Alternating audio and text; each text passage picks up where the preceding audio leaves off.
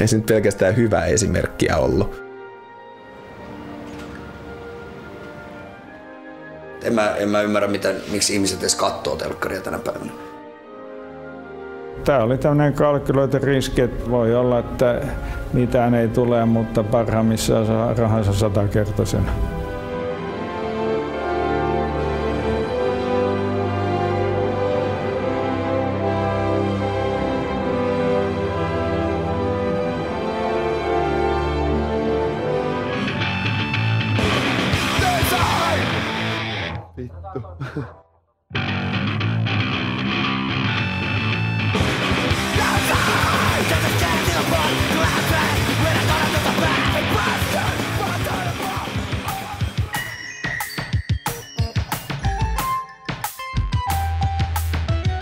Muun TV oli kaapeliverkossa vuodesta 1997 vuoteen 2003 toiminut peli-, musiikki- ja nuorisoviihdekanava.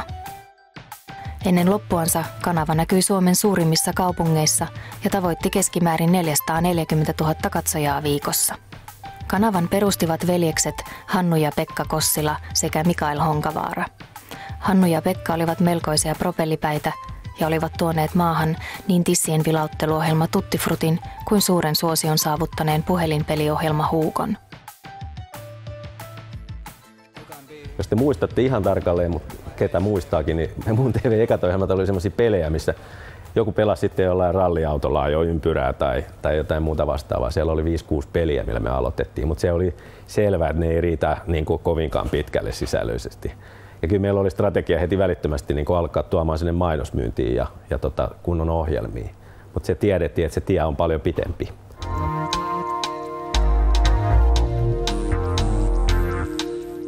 Ja se koko kanava oli aika hämärä siihen aikaan, että silloin kun ne soitti, niin sitten piti tyttöystävällä virittää se kanava ja sitten mä en tajunnut mitään siitä kanavasta.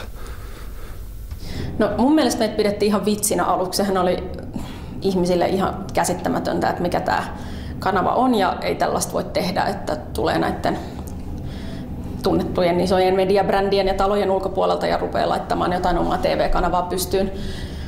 Oikeastaan hyvin varhaisessa vaiheessa ainakin itselle tuli sellainen olo, että se pelkkä pelikonsepti on ehkä hieman liian suppea, että haluttiin laajentaa sitten vähintäänkin musiikkiin ja sitten pikkuhiljaa tuli se koko nuorisokulttuuri ja sitten lifestyle-kirjo sinne mukaan. Mutta siis iso muutos tuli siinä vaiheessa, kun tuli nämä musavideodiilit ja se ensimmäinen ohjelma taisi olla tämä Nightline. Hosted by Tea Khalifa, mikä oli siis semmoinen, että siinä oli alkujuonto ja loppujuonto ja sitten musavideota välissä. Että en mä tiedä, oliko se oikea ohjelma siinä mielessä. Mutta sitten ehkä toi Vallun Never Trust a Hippie oli sitten semmoinen Niin rakkaat Muun TV:n katselijat, Never Trust a Hippie. Chicago-pojat on tehnyt jotain sitä, mitä ollaan odotettu itse asiassa aika monta vuotta. Mikä alkoi muistuttaa enemmän semmoista kuvattua TV-ohjelmaa. No niin, peikot ja menninkäiset. Kyseinen herra Ville Leinonen on ollut tuttu jo aikaisemmistakin haastatteluista. Rakkaat Muun TV:n katselijat. Ollaan saatu sen verran rahaa, että pummilla sporalla ollaan päästy tänne. Never Trust a Hippie ja minä olen se kuuluisa Vallu. Jos ajattelee Muun TV:n juontajia, niin oikeasti siellä juonteissa näkyy se suuri rakkaus sitä omaa asiaa kohtaan.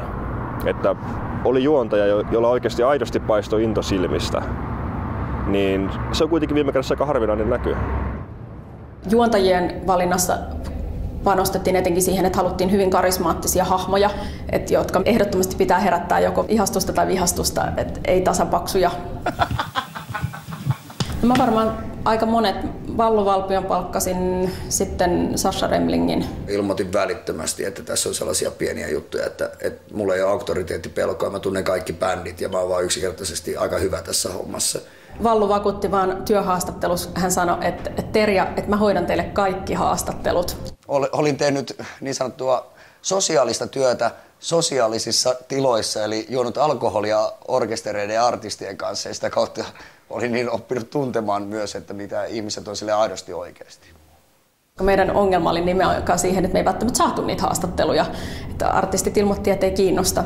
Niin se oli niin itse varmasti tokastu, että me Vallu palkattiin sit siltä seisomalta. No Vallu. Sasha taas mä olin nähnyt hänestä, hän on ollut mukana tällaisessa Olari Underground Films, eli ne teki tällaisia vähän nuoruusvuosina niitä filmipätkiä, ja mä olin nähnyt sitten jonkun niistä filmeistä, ja sitten sitä kautta niin houkuttelin Sashan töihin. Sasha aloitti muistaakseni just Skederekin kanssa vai Stonkkarekin kanssa niin uransa Muun TV:llä. Mun eka ohjelma oli vissiin se rekki, mutta sen Terja oli jo tehnyt niin hyvin, että mun ei tarvinnut tehdä suurin piirtein kun vaan lukea käyttöohjeet, että näin. Moi ja tervetuloa REC-stikkausohjelmaan. Tämän homman nimi on se, että lahjakkaat ja vähemmän lahjakkaat tyypit on lähettänyt meille leffoja, missä ne on dokumentoineet tätä omaa harrastusta, eli lumilautailuaan. Duuna maks 10 miisainen snokkaleffa ja heitä se Muun TV:lle. Muun TV on siitä hyvä, että se on ihmisten tekemä. Olihan se vähän sellaista, että semmoinen tietynlainen kuri, mikä yleensä TV-puolella on, että kaikki tapahtuu just ajallaan ja jokainen tekee oman roolinsa, niin ei Muun TV ihan sillä tavalla pyörinyt. Joo, tää on se, mitä Safka näkee, kun mä syön sen.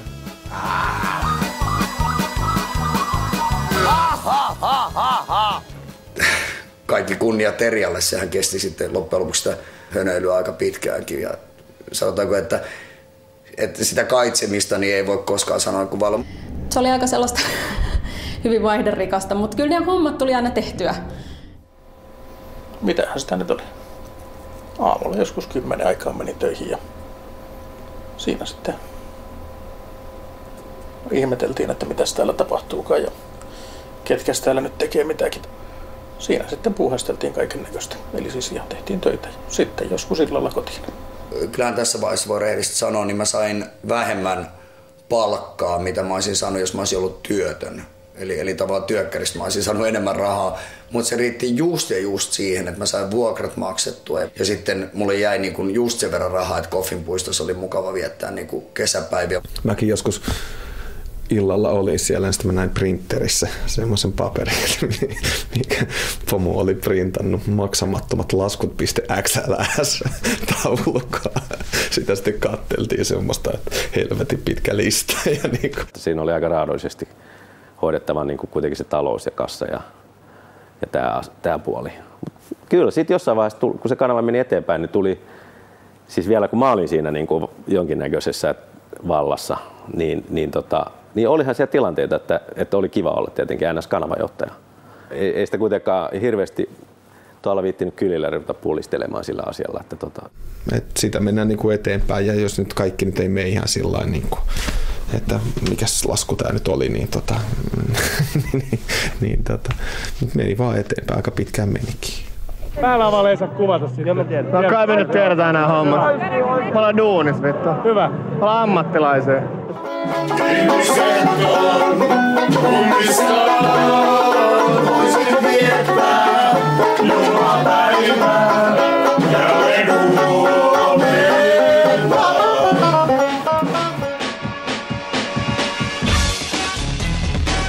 Vuonna 1999 elettiin hurjaa teknologiabuumia. Media- ja internetfirmojen osakkeiden arvot olivat voimakkaassa nousussa. Kanavaa haluttiin kasvattaa ja niinpä Hannu Kossila lähti etsimään kanavalle ulkopuolista rahoitusta. Siinä kävi semmoinen onnenkantamoinen, että yksi sijoittaja niin kuin lähti sillä tavalla, Seppo Saario lähti hakemaan siihen semmoista konsortioon ja hän löysi sitten siihen Joukkien perheen, niin kuin, joka lähti sitten toisena tämmöisenä sijoittajana. Meitähän tuli 2 sijoittajaa siihen mukaan, oli Tomi Nyösti ja allekirjoittanut ja voidaan sanoa, että yhtiö sai rahaa niihin tarpeisiin, mitkä sillä oli ja silloin hankittiin paremmat studiotilat ja palkattiin ihmisiä. Tavoitteena oli, että katsojamäärät nousisivat nopeasti ja saataisiin kanavalle mainoksia. Mutta se oli aina sellaista niin kuin trigger-homma, eli aina oli pyssy ohimolla, niin kuin, että katsottiin puoli vuotta tai jotain ja sitten tuli joku summa rahaa ja sitten niin kuin hirveä selitteleminen niissä kokouksissa, että kun piti tehdä joku suunnitelma ja sitten ei välttämättä ihan mennyt tietenkään.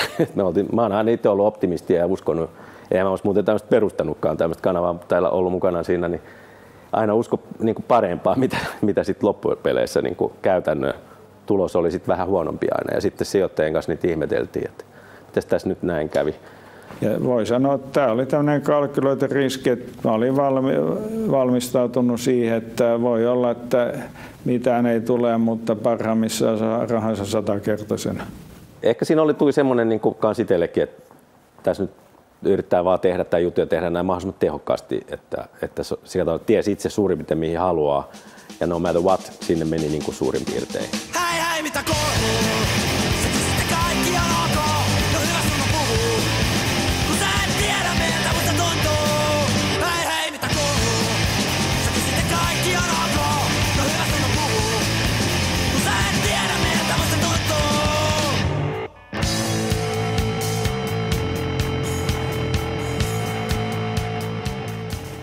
MTV ei näkynyt oikeastaan missään ja yhtäkkiä alkoi sitten näkymään joku tällainen kanava, joka soitti lähestulkoon, no itse asiassa 100% kaikki kotimaiset musiikkivideot, mitä ilmestyi. Eli meillä oli sellainen jopa niin kuin ajatus, että olkoon kuinka paska video tahansa, niin ainakin se 2 viikkoa sitä näytetään. Meidän mielestä me tehtiin hirveätä palvelusta tälle koko kentälle, että tuntui, että ne oli sellaisia, kuitenkin se oli sellaista aikaa, että alakulttuurit rupesi enemmän nousemaan näkyvämmin ja ehkä erona jollekin 80-luvulle, milloin oli enemmän niin kuin ehkä pari alakulttuuria, niin tuntui, että kukaan ei pitänyt huolta näistä porukoista, niin me saatiin kyllä sieltä meidän ne kaikista suurimmat kannattajat. Oli oma ohjelma punkille, rapille ja niin poispäin. Puhutaan niin paljon suomalaisen musiikin puffaamisesta ynnä muuta, että pitäisi auttaa. Ja kyllä se fakta on vaan, että kun noita bändejä autetaan silleen, että niitä näytetään, niiden tuotantoa soitetaan. Hyvät naiset ja herrat, tervetuloa Muun TV:n videoraatin Gloriaan. Se ohjelman teko oli jotain, mä muistan videoraadit, oli ihan ne oli niin superässiä. Että jos lähdettiin tekemään 3 viikon ohjelmat, niin se oli aina sillä tavalla, että pistettiin ne, siis anteeksi vaan, mutta alkoholia ja musiikki kuuluu hyvin vahvasti toisiinsa, niin haettiin juomat ja sitten aina se, kun katselin jälkikäteen niitä ohjelmia, niin aina huomasi, että mikä se, niinku, se humaltumisaste on aina, koska joka 3. viikko oli aina vähän sellaista pientä niinku, sellaista villiä ja vallatonta, mutta sitten taas se seuraava viikko oli aina se niinku nöyrä ja sitten se aina niinku kiihtyi ja muuta. Niin. Mä muistan monta hetkeä kyllä työntekijöiden parissa, että me vaan naurettiin, kun kanavalta tuli jotain todella käsittämätöntä soopaa. Oli tämmöinen ohjelma kuin Katureporterit, jota juosi Aslak. Piti saada 12 minuutin mittainen ohjelma aikaiseksi. Oli kuvannut ainoastaan 7 minuuttia materiaalia, mistä ikään piti leikata 12 minuutin ohjelma. Ja se oli hyvin haastavaa. Muun TV näytti asioita niin kuin ne on. Ne näytti luonnollisia ihmisiä, ne näytti artisteja, jotka on myös ihmisiä. Ne ei ole mitään jumalia. Ne näytti huonoja klippejä, ne näytti niin kuin välillä ajoittain niin kuin hetkinen kuvaa ja muuta.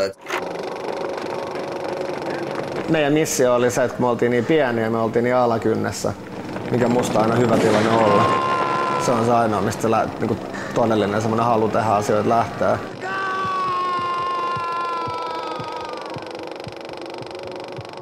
Me tehtiin tavallaan yhteisen päämäärä eteen, mikä meillä oli siis tosi epäselvä, mikä se on, mutta me tiedettiin, että meitä yhdistää niin kuin joku, kun me tehdään tätä.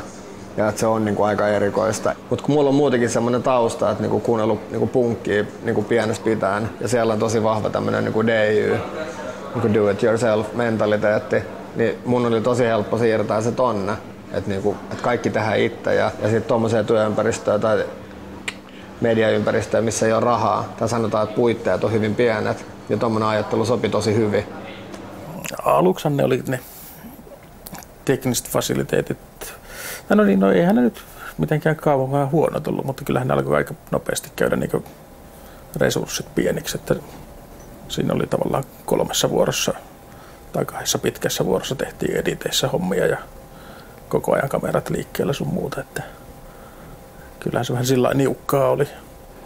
Aika tyypillinen tuommoinen Muun TV:n ohjelman kokoonpano oli se, että siinä oli 2 ihmistä, eli oli juontaja, toimittaja, tuottaja.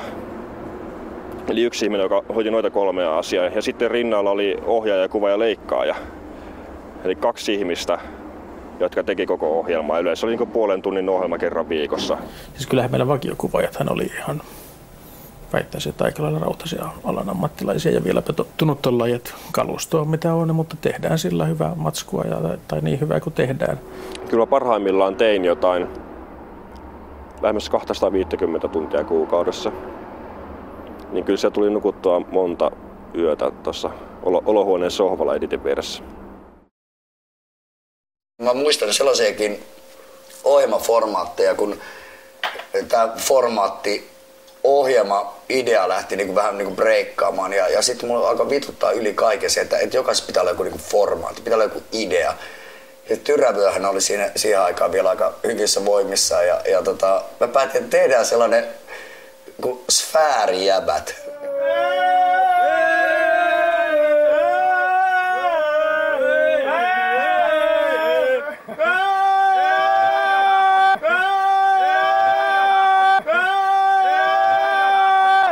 Sfäärijäbät, joka oli sillä, että me käytiin Tiimarista hakemassa jotkut niinku typerät sellaiset barokkiajan naamarit päälle. Mentiin Koffinpuistoon ja juteltiin näitä. Juusta! Siinä ei ollut mitään ideaa siinä formaatissa. Sulla on kuitenkin jonkinnäköinen leikkaus ollut tuolla Afrikan suunnassa. Kyllä ne Ugandassa sanoi, että tämä oli parantumaan päin tuossa vähän aikaisin. Sekin oli tietynlaista kapinaa siitä, että aletaan tuottaa tällaisia idols-tyyppisiä ohjelmia. Meillä ei ole mitään ideaa se oman suhteen. Silmät on nenässä on kuin hirveä, siis ihan kuin saksalainen kyrpä. No niin, ja sun naamassa kuin hirveän perse. Mun eka tuottama ohjelma oli vissiin Sannin kanssa toi Pornostara. Se tuottaja sanoi musta, ei kuvastanut mua, kun mä oon niin surkea siinä ja mä unohdin varailla kameroita ja unohdin kertoa ihmisille, että kuvataan. Ja oli vaan idea tähän pornosta TV-ohjelma, mikä musta on no tänä päivänä ei niin kiinnostava enää, mutta silloin se oli ja se oli aika... On niitä varmaan jossain kaapelikanavilla ollut, mutta... No ei tossa mittakaavassa silleen, että siellä oikeesti joku sodomisoi jotain ja sitten joku kundi istuu sille asiallisesti keskustelee siitä. Tervetuloa hyvät katsojat seuraamaan sitä syksyn ensimmäistä Pornostaraa. Aiheena tällä kertaa meillä on japanilainen kissapainija, domina ja laulaja Amrita, joka istuu tässä vieressäni. Mutta nyt hyvät ihmiset, ei muuta kuin 3 päivää erotiikkaa tiivistettyä teille tommoseen reiluun 15 minuuttia. Pornostaran lähtöidea oli se, että ei tehdä pornoa sillä asenteella, miksikä moni pornon mieltää. Mä nyt käytän stereotypioita, että saksalainen viiksikäs mies hässii jotain naista ja huutelee jotain törkeyksiä. Suuseksin antaminen naiselle ei ole vain pimpin nuolentaa, vaan myös leluja ja sormia voi käyttää lisänä, ja jos keskittymiskyky riittää, niin voi myös hieroa rintoja samalla. Me haluttiin ensinnäkin tuoda sellainen ohjelma, jossa on informatiivista sisältöä, uutiset, haastattelut, elokuva-arvostelut. Me haluttiin samalla myös kuitenkin olla rohkea ohjelma, joka tarjoaa ihan oikeat erotiikkaa sinne kotisohvien ääreen.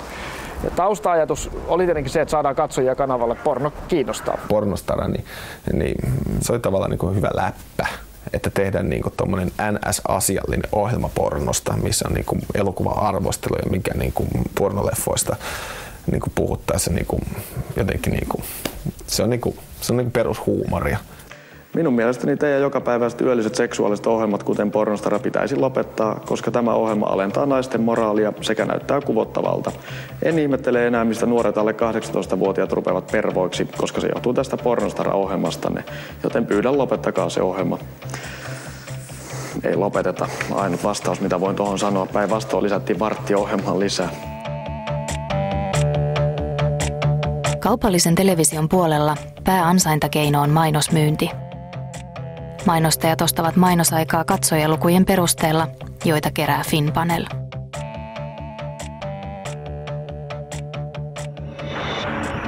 Muun TV on 24-tuntinen lifestyle-kaapelikanava, joka näkyy maksutta Suomen suurimpien kaupunkien kaapelitalouksissa.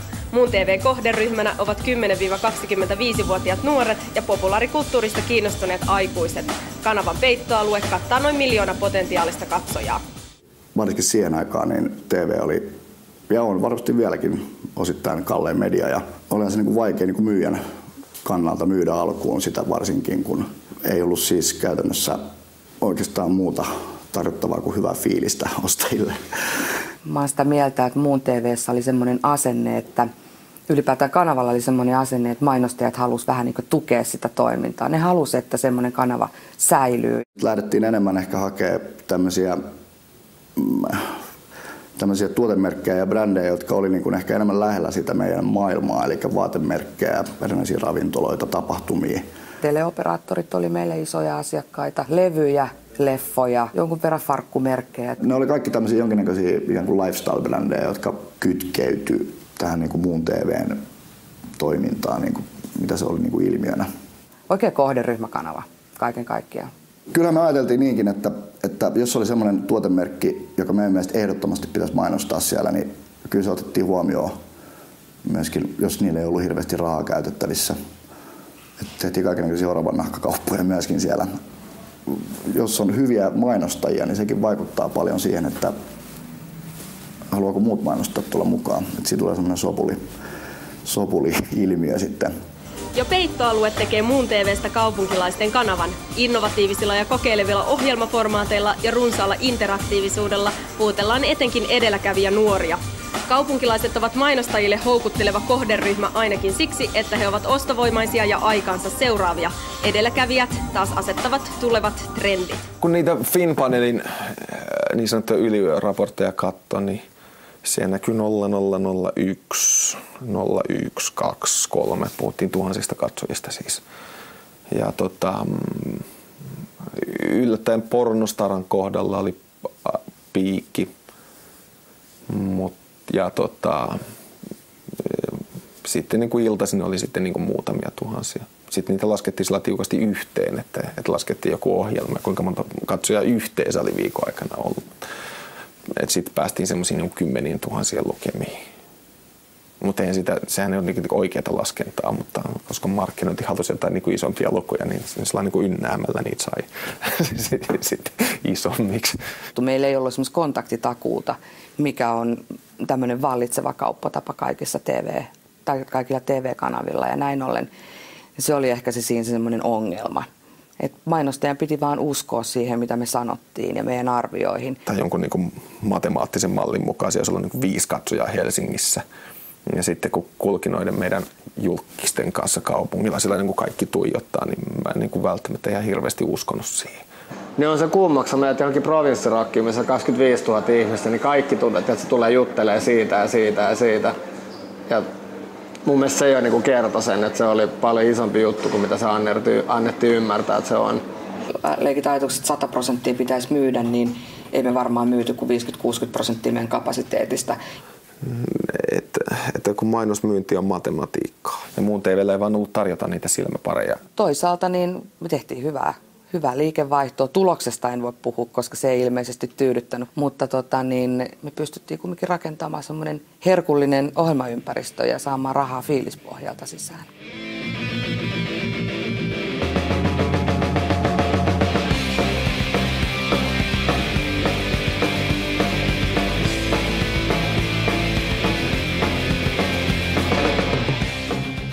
Jotkut suhtautuivat tosi myönteisesti ja oli niin tosi fiiliksissä. Ja sitten oli taas tämä toinen osapuoli, joka oli about raivona. Et mulle soitti joskus Yleltä iäkkäämpi tämmöinen herrasmies, joka on tehnyt kauan näitä hommia. Ja sitten jotain pojutteli mua siinä puhelimessa ja ilmoitti, että mitä asioita voi tehdä ja mitä ei voi. Ja mä että vittuuks mulle soitat? Että mua kiinnostaa sun mielipiteet. Sille, että jos sä vaan jotain kasmasia, niin se on hiljaa. Niin kuin, että meillä on omat jutut. Mutta ei voi tehdä näin valtakunnallisessa TV-verkossa. Me ollaan kaapeliverkossa, voidaan tehdä ihan mitä meitä huvittaa. Ja tavallaan se, että annetaan lupa tehdä mitä haluaa, niin sillä tavalla kompensoitiin sitä, että kun sä et saa niinku yhtään rahaa, mutta sä saat tehdä mitä haluaa, niin tuli sellainen fiilis, että haluaa tehdä hirveästi asioita. Et se ei se ollut sillä tavalla, että oli jotenkin väkinäistä, vaan niinku, että aina mitä sanoo niinku Terjalle tai Markulle ja muuta, niin on sellainen, että tehkää vaan, tää tulee purkkiin. Ei tarvinnut kauaakaan olla niinku duunissa, niin tuli semmoinen niinku viehättävä nuoren ihmisen uho päälle siitä, että kyllä minä tiedän kuinka telkkaria tehdään ja kuinka niinku joku iso valtakunnallinen TV-kanava ihan paska. Ja että näin näitä ohjelmia pitää tehdä. Että kyllä semmoista henkeä oli siinä. Varoitus. Seuraava ohjelma saattaa sisältää otoksia, jotka eivät sovi AV-alan ammattilaisten silmille. Mulle vuosien varrella aika monikin hyvin menestynyt media-alan ihminen on tullut sanomaan, että he olivat niin kateellisia siitä, että mitä muun TV:llä voitiin tehdä. Ongelma on siinä, että yhteiskunnalla on joku pakottava tarve eliminoida sellaisia tahoja, jotka tietyllä tavalla näennäisesti luo jonkinnäköistä uutta niin kuin ajatusta kautta niin kuin sellaista näennäisanarkiaa. Muun TV:n tehtävänä oli ehkä aiheuttaa just nimenomaan sitä, että joku ihminen, joka yhtäkkiä avaa Muun TV:n, niin se toteaa, että ehkä mä oon sittenkin normaali ihminen, kun mä tykkään tällaisesta, enkä siitä, mitä tulee niistä niin kuin valtakanavilta. Se, että jos jotain ei kiinnosta, niin sitten aina voi kääntää kanavaa. Jos joku on eri mieltä, niin se on vaan hyvä. Sehän aiheuttaa keskustelua. Benkku, mikä on meininki? Ihan jees. Päästään downbite-laituriin, niin käydään vähän bilettää ja en mä tiedä. Nyt on kesä virallisesti avannut. Pitäisikö ehkä avaa kesäkausi virallisesti? Hoida homma. Kesä on nyt sit virallisesti avattu. Kesä tekee kutaa!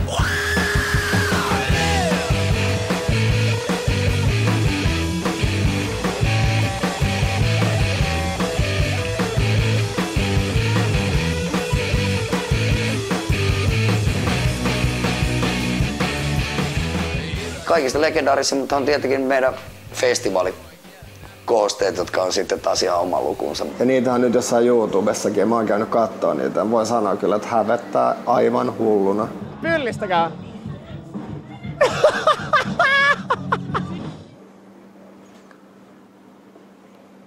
Sä oot cool tyyppi oikeesti! Hyvä meininki! Sijoitko näiden kannuja? No! Merituulellahan olisi varmaan muutama sana sanottavansa siitä, että kuinka ne pimpin karvat palaa sitten siellä ankkarokissa.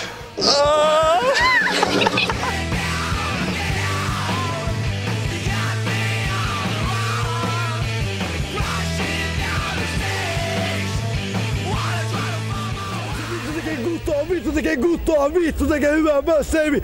Jätkä ihan ykkönen taakse ja Vittu tää jääpä ihan ykkönen! Guttoa! Jengi lämpää jopa Landel. Käsittämätön toimari sanoi, että ei ikinä kuulla käy kolmasen ulkopuolella.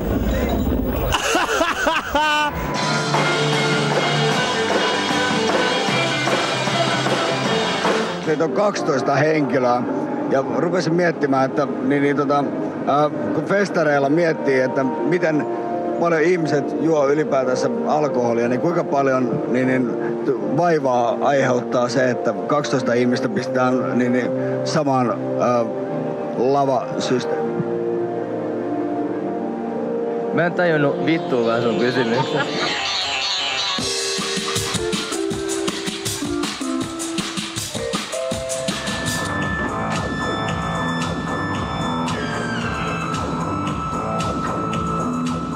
Näin hyvää seksiä. Harvemmin tulet niistä saamaan, joten oikeassa kohtuus saada siementää sua naamaa. Vittu mitä tuskaa, puhkoa sun neitsyt puskaa. Nyt lähet lataa, äläkä luulee, että ne kuskaa.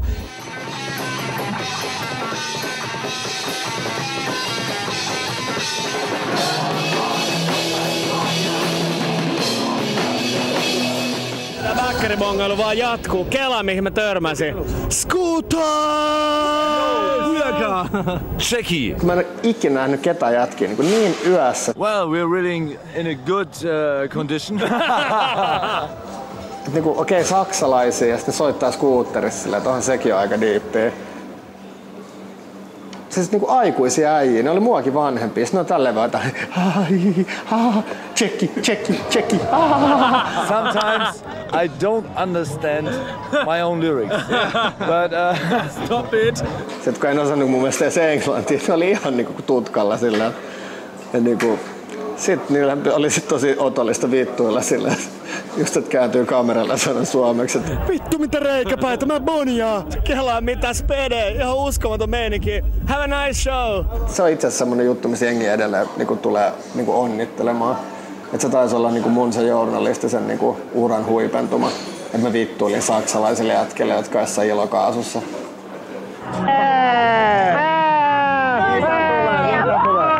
Ihan crazy meno, ei pysty uskoa, ei byyge. Ei byyge uskoa, tää on ihan mielisairas toiminta. Joku jäbä vääntää mulle korviin, ihan sikon hyvä läppä. Mä oon ikinä kuullut näin hyvää läppää. Mikä meininki?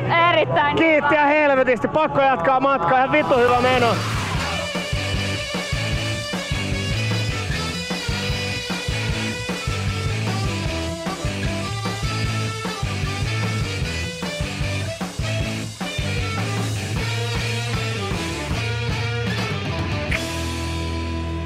Tää on niin ihanaa.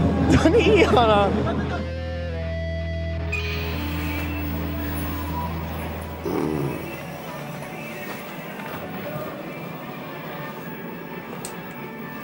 Vai niin joo.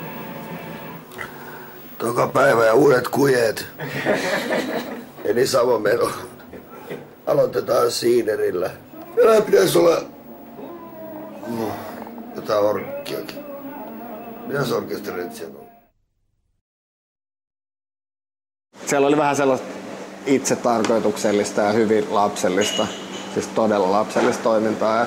Muun TV tarjoaa perserassin rivakkaa ränneliikettä. Muun TV tarjoaa rivakkaa runkkua. Ja nainen, jolla on violetti takki sekä ihastuttava blondi frisyyri. Sinun miehesi petti sinua eilen toisen miehen kanssa taksiauton konepellillä. Ai että teki Eetua. Välillä vähän homoilla. Siitä tuli kritiikkiä. Se oli, nyt kun mä ajattelen sitä, niin se oli tosi, siis ihan oikea. Mutta silloin tietenkin oli niin kova defenssit päällä, kun teki sitä niin tosissaan. Niin kyllä mua niinku kans sapettaisi, että siellä on telkkarissa ihmiset niinku ihan niinku päissään ja sillä, että tää on mahtavaa, että mä oon niinku jurrissa duunikseni. Eihän se ole mikään niinku positiivinen roolimalli kenellekään. Siinä tuli siis semmoinen niinku kiusallinen aika jotenkin, että kaikki tämmöinen niinku, tämän tyyppinen niinku ilmaisu tai ohjelma, mitä me tehtiin, niin yhtäkkiä olikin sellainen niinku hyvin paheksuttavaa. Muun TV:ltä puuttui niinku esimerkiksi väkivalta niinku lähes tyystin. Että se ei niinku opettanut mihinkään tämmöiselle niinku aggressiivisille tavoille. Että se oli lystinpitoa kuitenkin niinku enemmän. No onhan se nyt itsestään selvää, että ei se nyt pelkästään hyvää esimerkkiä ollut. Mitä nyt jengi ei tietenkään voi uskoa on se, että siellä tehtiin oikeasti töitä. Et kännissä joo, sekiksissä joo. Mutta me tehtiin töitä. Yksi meidän motto oli se, että pitää nauraa joka päivä. Se oli monta vuotta semmoinen, että hauskaa pitää olla niin paljon, että sä saat nauraa joka päivä. Että sit se on kiva homma. Meillä oli kyllä semmoinen tilanne, että meillä oli tulossa ostaja siihen. Tämä on nyt tämä iso juttu, mikä oli aika lähellä. Eli nykyinen Voice TV, mikä pyörii. Niin sen mediayhtiön, emoyhtiö SPS, kävi meidän kanssa vakavia neuvotteluita Muun TV:n ostamiseksi. Sitten se kauppa meni pieleen ja sitten siinä me oltiin aika paljon odotettu sitten ja sitten taas oli rahat loppu. Sitten Joukkien perhe otti sitten määräysvallan Muun TV-yhtiöstä, eli ne otti Muun TV:n enemmistön tämmöisellä vähän puoliväkisin itsemääräämällä hinnalla. Ja me jäätiin sitten katsomaan siinä vaiheessa, mä siirryin niin kuin itsekin sitten pois sieltä näistä päättäjän tehtävistä. Se oli ehkä kuitenkin, olihan se tietysti oikeutettu, että kyllähän me pelataan markkinatalouden säännöillä, että ei siinä voi jäädä itkemään. Ja olihan se ollut pitkämielinen sijoittaja, joka oli kuitenkin katsonut meidän niitä virheitäkin. Nopeasti kävi ilmi, että tuolla alalla silloin oli ihan mahdoton tehdä, se oli ihan turhaa työtä tehdä mitä 5-vuotissuunnitelman numeroilla. Ne oli joka tapauksessa väärin, pani sinne minkä luvun tahansa, niin se tiedettiin, että se on väärä, joko pieni tai suuri. Sehän on niin se sanonta, että sen leipää syöt, kenen laulia laulat. Ei kun toistepäin, sen laulia laulat, kenen leipää syöt. Burbanskeden, amise Burbanskeden. Listen to me now as we tell them Moon TV from Helsinki, from Punk MC saying peace. Elettiin vuotta 2001. Kanava oli edelleen roimasti tappiollinen. Mainosmyynti ei vetänyt toivotulla tavalla ja rahoittajien vaatimukset kanavan talouden suhteen kovenivat.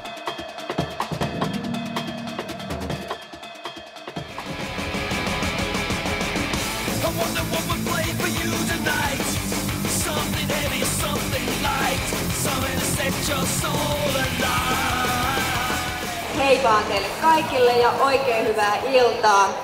Mun nimi on Kristiina Werner ja mä haluaisin toivottaa itseni ja ennen kaikkea Muun TV:n puolesta teidät kaikki erittäin tervetulleeksi. Silloin kun Kristiina tuli, niin silloin kaikki vaikutti tosi hyvältä. Se oli niin kuin se aika, kun jotenkin kaikki oli, että okei, nyt lähtee. Meillä oli paljon semmoisia ohjelmia, jotka oli niin kuin selkeästi niin kuin eteenpäin menoa. ne uudet omistajat oli niin kuin löynyt massia sisään ja ne oli hoitanut sinne niin kuin Kristiinan, joka tuli sillain niin kuin tosi niin kuin vakuuttavasti sinne. Niin se tuntui aluksi niin kuin ihan mielettömän hyvältä. Mutta tietenkin se tehtävä sitten oli niin kuin ihan mielettömän vaikea, että kun sä kysyit siitä, että tuliko omistajilta niin kuin paljon sanomista, niin ei mulle oikeastaan kovinkaan paljon, mutta mä luulen, että Kristiina sai kokea sitä osastoa aika paljon enemmän kuin minä. Mikä niin kuin tietenkin liittyy talouteen ja sitten niin kuin Kristiinan tehtävä oli jotenkin niin kuin muuttaa ne talousongelmat jotenkin sitten sillä, että okei, saadaan tehtyä ohjelmia, jotka myy, niin kyllä se tehtävä oli kyllä aika musertava. Ja 2001 alkaa just niinku olla odotettu. Nyt on persaukin setä Johnny Ukki sekä Kettu. Ja siihen tilanteeseen on nopeasti hoidettava muutosta. Talkipers tai pitkään siedä talouspuolen muutosta. PA, persaukin 2001, mut se on kädet ylös nyt. Sillä tilanne on hoidos, kun V-edätys kuittaa, niin vinyylit pysyy soitos. Sillä patti PA tilanne on liiallinen koitos. Kettukin on tällä hetkellä aivan persauki. Se on mun kaveripiirissä jonkinlainen krooninen tauti. Levyleka, miss vitus kulkee raja. Paha mennä sanoo, mut mulle yksi ja ihan vitu sama. Mut ei rajoille ei oo väliä, koska ne joutuu kuitenkin ylittää. Varsinkin sitä lekkaa joutuu sen verran huolen tykittää, et tilanne tuossa... Sydämellisesti terve.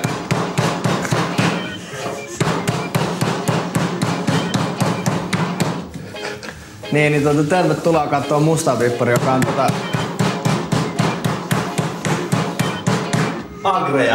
Agrojakso ja Iltalehden mukaan kumminkin Suomen hauskin kokkiohjelma. Kautta suosituin. Niin. Me oltiin sillä periaatteessa niinku medialellikkejä, koska esimerkiksi niinku Mustas Pippurista, mun ja Matin kokkiohjelmasta, niin siitä niinku oli niin älyttömän paljon lehtikirjoittelua. Ja meitä otettiin niinku todella tosissaan, mikä musta oli... No Matti siis on ammattimies. Katso paukutat mut jonnekin City Markettiin, että se tekee jotain nauravia nakkeja. Itse asiassa joudut City Markettiin, kun meidän kirja julkaistaan. Onks näin? Kyllä. Mutta esimerkiksi siitä tehtiin niin tosi paljon juttuja. Me tehtiin siitä niin kokkikirjakin, mikä musta niin nauran aina siitä, kun mä lämmitän tai ei edes ruokaa kotona. Niin. Mä kuulin, että sä olit tuonne kotonakin laittanut ruokaa. Pitääkö tää paikkansa? Tää pitää todellakin paikkansa. Miten sä onnistuit? Kerro vähän katsojille, mitä sä laitoit. En mä kehtaa kertoa. Kerro vaan rohkeasti. Siis ei mitään muutkaan. Mä kokeilin ekaa kertaa elämässä ja laittaa safkaa uuniin. No siis aluksi se oli vaan se, että Sasha Remling soitti, että tuu tekee muotiohjelma meille. Että me aletaan tekemään sen. Dress code piti olla muotiohjelma. No niin, tää on nyt plankattu ihan täyteen. Tää on ihan musta ja toi on vähän märkää vielä tossa. Mutta pikkuhiljaa siitä tuli enemmänkin ohjelma, joka käsitteli ihan mitä hyvässä, mikä vaan Armania sattui kiinnostamaan. Tänään aiheena shaved pussies ja doggy style. Ollaan koira- ja kissamessuilla. Miten jotkut koirat onkin näin nättejä? Kohta tulemme siirtymään ajassa taaksepäin noin 1000 vuotta. Oikeestihan niin viikinkiajalla nämä on todennäköisesti olleet joka toinen rengas hitsattu ja joka toinen rengas niitattu kasaan. Tänään tapahtui jotain, mitä te ette yleensä tule näkemään, ainakaan dresscodessa. Aluksi oli varmaan semmoista jopa ihan ujoa Armania. Ja sitten jossain vaiheessa se I created a monster. Varmaan meni niin, että I'm gonna fuck you like the little cunt you are, bitch. Aina kun joku pistää hiukankin kriittisempää palautetta, vastaukseksi ei saa mitään muuta kuin vittuilua. Esim. Sille yhdelläkin naiselle sanoit, että mene lääkäriin, kun se ei digannut sekoilustas. Vittu, meitä hoito on vitu ählämi. Jos sä sanot mua ählämiksi, etkä itekään osaa oikein hirveän hyvin kirjoittaa, kun tässä lukee, että sille yhdelläkin naiselle, niin mulla on sulle myös niinku puhelinnumero, mihin sä voit soittaa. Se näkyy tässä ruudun alaosassa ja siellä on toi Finnish for Foreigners muun muassa. Me naurettiin kaikille. Mehän tehtiin niinku pääsääntöisesti mustapilaa. Perusasiat, mitkä pitää muistaa, kun pukeutuu smokkiin. Ja sit se loppujen lopuksi kääntyi aika makeeseen muottiin, missä me alettiin haukkuu. Tai sitten tehtiin niinku muodista pilaa. Ui siistiä, nois kengissä eri väriset pohjat kuin toi päällinahka. Mutta toisaalta tommonen aika makea tollanen niinku jakkopuvussa oleva nainen. Se on vähän niinku semmonen niinku pieni paketti. Sä et tiedä mitä siellä sisällä on ennen kuin sä avaat sen. Mulla oli muistaakseni toi Davidoffin tuoksu sponssaamassa dresscodea jossain vaiheessa. Ja meillä oli tuoksutesti. kun se kyseinen tuoksu tuli, niin sitten mä sanoin, että tätä mä en käyttäisi vessan raikastimenakaan. Ja heitin se yli. Koko dresscodehan on varmasti pelkkä läppä. Ei kai kukaan voi ottaa vakavasti sitä Amisviiksi juontajaa jonain hyvän maun lähettiläänä. Mitä vittua sulla on päällä? Medioissa oli alkanut moraalinen ryhtiliike. Lehtiä ja televisiota ruvettiin putsaamaan pornograafisesta materiaalista. Myös kaapelioperaattori HTV vaati pornoa pois muun TV:ltä. Mä ymmärsin, että siellä oli silloin johdossa ihminen, jolla oli itsellään hyvin tämmöinen vakaumuksellinen tausta. Hän ei kestänyt sitä, että hänen edustamallaan kanavalla näytetään pornoa. Meille tiettyjä uhkakuvia vähän epäsuorasti annettiin siinä, että kanavan jakelu voidaan lopettaa, eli sopimusta ei uusita. Tai nimenomaan sellainen seikka, että voidaan yksinkertaisesti neuvotella ne hinnat vähän uusiksi. Että he tehdä sen niin kuin liian kovan jakelumaksun, olisi pystynyt sen pienen muun TV:n talouden niin kuin keikauttaan kumoon niin kuin saman tien niin kuin periaatteessa. Kaapelioperaattoreiden kanssa tehtävä toiminta ei ole luvanvaraista toimintaa, vaan se on ostettua toimintaa. Niin loppukädessä he varmaan voivat sitten päättää siitä, että minkälaista ohjelmaa sieltä voidaan ajaa. Sitten kun kanavalta ohjelma lähti, niin lähti myös valtava määrä katsojia, joka tarkoitti sitten suoraan sitä, että mainosmyynti taisi mennä vähän hankalemmaksi kuin mitä se oli jo entuudestaan ollut. Muun TV oli hiljalleen vakiinnuttanut asemansa. Kanava ei siltikään kerännyt riittävästi katsojia tai mainostajia, eikä muutosta kanavan taloudelliseen tilanteeseen ollut näkyvissä. Osa tekijäkunnasta halusi pitää kanavan ennallaan, mutta rahoittajat vaativat yhä kovemmalla äänellä tulosta. Niinpä Muun TV lähti uuteen suuntaan kanavauudistuksella. Kanavalle ryhdyttiin ostamaan halpoja ulkomaisia ohjelmia, käytöstapoja ruvettiin suitsimaan ja musiikin erikoisohjelmista luovuttiin. 2003 kevät oli kyllä sellainen, että sitten asiat alkoi muuttua. Markkinoinnissa tapahtui muutoksia, ihmiset tuli ja meni, siis silleen, että työntekijät vaihtui. Alkoi olla vähän semmoista, niin kuin, siinä niin kuin näkyi semmoista ilmassa pientä niin kuin paniikkia, että se ei enää toiminut sillä omalla niin kuin, porukalla, millä se oli toiminut siihen saakka hirveän hyvin, vaan että jossain niin kuin oli jotain vikaa. Se piti koko ajan tehdä enemmän ja enemmän, mutta siitä ei saanut kuitenkaan siitä ei saanut enempää korvausta. Eka 1 ohjelma, sitten 2, sitten 3, sitten 4, sitten 5, sitten 6. Mä ajattelin, että milloin niin mun liksa nousee. Tuli näitä, että kaikkien pitäisi olla aamulla töissä. Silloin oliko 9 mennessä tai jotain ja sillä että no, mitä helvettiä, että tarkoittaako tämä myös sitä, että pitää lähteä 5 pois. Että jos kaikki kuitenkin painaa pitkää päivää, niin jotenkin hölmö alkaa nillittää, että mihin aikaan mihin aikaan jengi tulee töihin. Että olikohan niin sitten, että riittävästi ei tullut tuloksia ja sitten niin kuin yritettiin niin kuin vaihtamalla ehkä ihmisiä saada se aikaa, mutta... Niin, no siinähän jossain vaiheessa sitten alkoi tulee näitä kanavauudistusta. Että... Ruvettiin tekemään niin kuin aitoa kanavaa. Ja nimenomaan kun lähdetään tekemään jotain aitoa, niin siinä on aina jotain luonnotonta, koska sitä lähdetään tekemään. Sitten siellä oli ihan tosissaan tällaisia ideoita, että vallulle kenkää. Sitten mä vaan silleen, että en mäkään, ei se munkaan mikään lemmikkilapsi ole, mutta onhan se nyt tämän kanavan tärkein asia. Sitten mä vaan, että mitä vittua, että mitä sitten sen tilalle. Ja sitten mä muistan ikuisesti näitä hetkiä, että tästä eteenpäin niin nyt toi tupakka ja alkoholi ei sitten, niin kuin tuossa sun ohjelmassa saisi näkyä, mä sanoin, että muuten se näkyy ihan 100 varmasti, että se on Muun TV-idea. Ja me oltiin päästy kartalle, että niin mainossa rupesi ottaa enemmän tosissaan, että lähetykset ei pätkinyt, oltiin avoimia niin yhteistyölle, sponsoroinneille, että se rupesi olemaan oikea kanava. Mutta sitten ikävä kyllä sen oikean kanavan ajattelun myötä nosti päätään sitten kanssa tämmöinen. Että lähdettiin enemmän pois niistä marginaaliohjelmista, joka oli alun perin ollut se Muun TV:n perusajatus, ja lähdettiin tekemään enemmän valtavirran viihdettä. Mutta se oli mahdoton yhtälö, koska ei Muun TV:llä ollut rahaa eikä resursseja lähteä kilpailemaan isojen kanavien kanssa niiden omilla aseilla. Kun sitten tuli niin kuin mielipiteitä myös, niin kuin, että meidän kanavalla ei soiteta hip-hoppia eikä heviä, joka on sillain niin kuin, jos nyt miettii, että missä asemassa hip-hop on ollut ja kuinka iso joku heavy on ollut, niin osoittaa sen, että niin kuin ei välttämättä niin kuin myyntiväen pidä niin kuin ihan kaikkea päästä saneleen tuommoisessa organisaatiossa. Kai se laadullisesti niin kuin parani tai tällainen. Mutta tavallaan linja katosi. Siinä vaiheessa mulle tuli semmoinen taitekohta, että mä en kokenut, että se mitä me tehdään, että mä voisin mitenkään niin kuin seistä se takana enää. Että se rupesi mennä ihan pelleilyksi. Ja sitten annoin niin ukaasin, että joko mua nyt sitten niin kuunnellaan tai sitten mä lähden menee. Ja sitten ne oli sitä mieltä, että no sä voit lähteä menee, niin kuin voi Vallu lähteä menee. Ja nyt pitää tehdä naisten ohjelmia tai fitnessohjelmia. Ja mä vaan, että sittenhän teette, että menee puoli vuotta sitä on nuuri. No, mä lähdin siis silloin keväällä pois, 2003. Et sinne tuli semmoista niinku paniikkia, että okei, nyt pitäisi niinku tosi nopeasti ja niinku nopeasti lypsää sitä rahaa joka paikasta. Ja sitten, niinku, että toisena kuukautena tämä on hyvä idea, toisena kuukautena toi on hyvä idea. Lähinnä toivo jossain vaiheessa, että loppuisi jo omalta osalta ainakin tai jotain.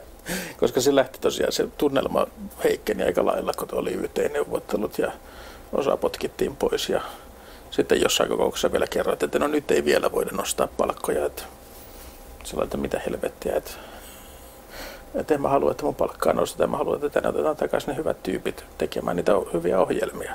Se meni vähän vakavaksi se touhu sitten. Ja siis totta kai se menee siellä muiden ihmisten rahoilla leikittyä. Ja eihän se ole ikinä niin kuin simppeli asia.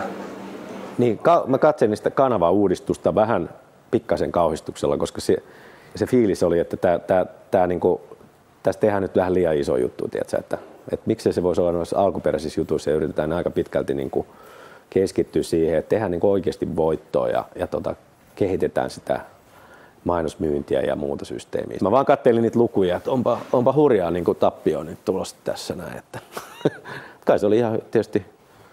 Piti kai sitä varmaan kokeilla, jos halutaan kasvustrategiaa, niin tällaista sitten nyt kokeilla. Mutta. Kaapelikanava Muun TV on mennyt konkurssiin. Kanavan lähetykset on lopetettu ja kaikki sen työntekijät on irtisanottu. Muun TV oli nuorille kaupunkilaisille suunnattu musiikkipitoinen kanava. Yhtiössä oli viime vaiheessa töissä 12 vakituista työntekijää ja toistakymmentä freelanceria. Muun TV näkyi kaapeliverkoissa muun muassa pääkaupunkiseudulla ja Tampereella. Muistaakseni kun puhelinsoitto iltapäivälehdistä tuli, niin istuin Palokan nurmikolla ja kuulin, että Muun TV on mennyt konkurssiin ja yritettiin kovasti tivata sellaisia asioita, että harmittaako ja miltä tuntuu ja haluatko vetää ranteita auki. Että soitanpas tässä nyt sitten töihin, että mä tuun vähän myöhemmin. Että ei mua varmaan just nyt siellä tarvita. Niin sieltä sitten kerrottiin, että juu, ei tarvitse tulla ollenkaan, että täällä on tämmöinen lappu, että haettu konkurssiin. Ilpo soitti aamulla joskus 9 maissa, että nyt se on sitten loppu. Sitten mä laitoin telkkarin päälle ja sitten mä näin vielä, kun siellä joku niinku chattiohjelma päällä. Välittömästi hyppäsin junaan ja lähdin tulemaan Helsinkiin Muun TV:n toimistolle. Oli tullut käsky tonne konehuoneeseen, mistä Muun TV:tä pyöritettiin, että piuhat poikki ja ei laita enää takaisin. Ja mä näin, kun se ohjelma oli päällä ja sitten mä näin sen, kun se chatti meni pimeäksi ja sitten siihen jäi vaan se Muun TV-logo. Ja siinä sitten jotkut ihmiset oli järkyttyneitä. Ja siinä vaiheessa, kun astuin sisään, niin siellä oli sitten sellainen herrasmies, jolla vielä kauniissa kesäpäivässä oli vielä kravatti ja erittäin kireellä. Ja tuli vaan semmoinen A4 jokaisen pöytään. Se jakoi sitä, kun se olisi jakanut postiin johonkin, missä sitten luki, että Muun TV on haettu konkurssitilaan. Ja ilmoitti, että tuossa on sitten pöytä, mistä voit napsia tavarasi ja älä koske tietokoneeseen ja poistu paikalta. Ja samaan aikaan, kun mä laskin myyjien provikoita, niin muuttomies rullasi pöydän päätä irti. Ilmoitti, että olisi parempi, että käyt tuon Alepan kautta ja menet sitten Koffinpuistoon sitten itkemään itsesi uneen. Ja sitten se oli sillä selvää. Ja mun mielestä heti sen jälkeen piti katkaista lähetys. Sitten mä kattelin sitä vähän aikaa ja sitten sulkeutui Muun TV-logo. Se oli siinä.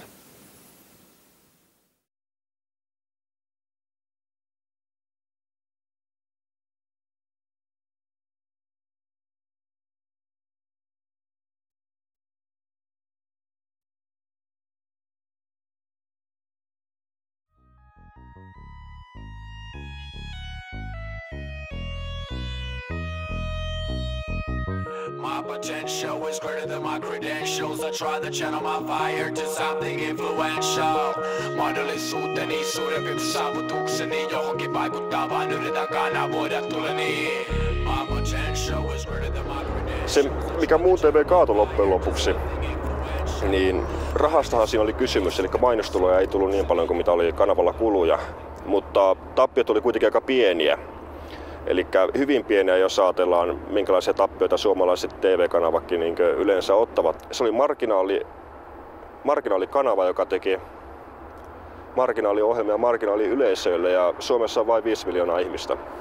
Jos ajatellaan meidän omistajaa ylipäätään, niin he olivat hirveän kiinnostuneet siitä toiminnasta, nimenomaan sen rahan puolelta. Muuten oli aika amatöörejä, jos puhutaan kokonaisuudessa niin kuin TV-toiminnasta. Ei heillä ollut ymmärrystä esimerkiksi luvuista, katsojaluvuista tai niiden käyttämisestä. Mä olisin lähtenyt itse tekemään sitä niin, että siinä se olisi ollut niin kuin nuorisokanava varmaan niin kuin 80%, mutta sitten 20% siinä olisi ollut jotain muuta kaupallista höpinää, josta olisi tullut rahaa. Mutta se, että jollakin on olemassa oma toimiva televisiokanava, joka toimi kotitietokoneelta ja pystyy esittämään vähän myöhemmin niin ympäri vuorokauden ohjelmaa, josta 90% oli itse tehtyä, niin minun mielestä se oli aikamoinen saavutus, että ehkä meidän olisi pitänyt tehdä niin, että se raha, mikä annettiin, se olisi pitänyt jakaa 5 vuodelle tai 3 vuodelle sen sijaan, että annetaan kerralla. Jolloin sitten kävi niin, että firman kulutasoa nostettiin hetkessä ja se, että epäonnistui, ei se ole multa unia vienyt sillä lailla, että koska sen tiesi jo lähtiessään, mihin menee. Jos sä kysyt, että mitä merkitystä, niin en mä tiedä. Mutta siis niinku, ehkä siis semmoinen niinku, ton tyyppisissä ilmiöissä, mitä on voinut aikaisemmin olla, niin kuin puhutaan jostain Radio Cityn alkuajoista tai tämmöisistä, niin ehkä semmoinen rohkaiseva merkitystä asioita voi tehdä niinku itse. Se myös inspiroi ihmisiä siihen, että kun tuli tämä tämmöinen YouTube- ja MySpace-aika, niin varmasti moni aika rohkeasti lähti tekemään nettivideoita tiedettyä ja nähtyä, että ei se tarvitse aina olla niin viimeisen päälle. Ehkä siinä mielessä oli ainutlaatuinen kokeilu kuitenkin Suomen TV:ssä, koska samanlaista niin hyvinkin anarkistista sisältöä ei ole kovin usein nähty isolla kanavilla. Ja Muun TV:llä se oli melkein enemmän sääntö kuin poikkeus. Mulle ikään kuin riittää se, että se oli joskus hyvä. Ja silloin kun se meni konkurssiin, niin se oli musta tai konkurssiin. Sanotaan, että sitten kun se lakkas lähettämästä, niin se oli musta korkea aika. Sanotaan näin. Mä en ollut jotenkin hirveän yllättynyt, koska tuntuu, että se oli kuitenkin noudatti ehkä sellaista aika tyypillistä kaarta, että tulee joku pioneeri, joka tekee jonkin ajan jotain ja sitten sieltä tulee joku isompi pelaaja, joka tekee sen vähän eri lailla. Täytyy myöntää, että mä oon kokonaan vaihtanut alaa. Kun mun sanssit on tässä maassa palannut, että kun mä ensin myin televisio TV-sisäänostajille ja se kehitin sinne monien vuosien suhteet, sitten mä perustan kilpailevan TV-kanavan tämmöisiä mukana. Sen jälkeen oli aika vaikea mennä sinne koputtelemaan niitä ovia. Et se oli sitä myötä aika selkeää, että piti vähän miettiä kyllä alavaihdosta. En mä ymmärrä, miksi ihmiset edes katsoo telkkaria tänä päivänä. Et menisivät ulos ja tosiaankin joisivat muutaman keskiolueen ja lisääntyisivät. Et kyllä mä ymmärrän, että se massi puhuu ja sillä, että se puhuu tosi lujaa vielä tänä päivänä. Ja siis niin se pitääkin. Mutta kyllä vähän voisi tsempata. Mut me tsempattiin ja se meni puihin. Älkää katselko hirveästi telkkaria.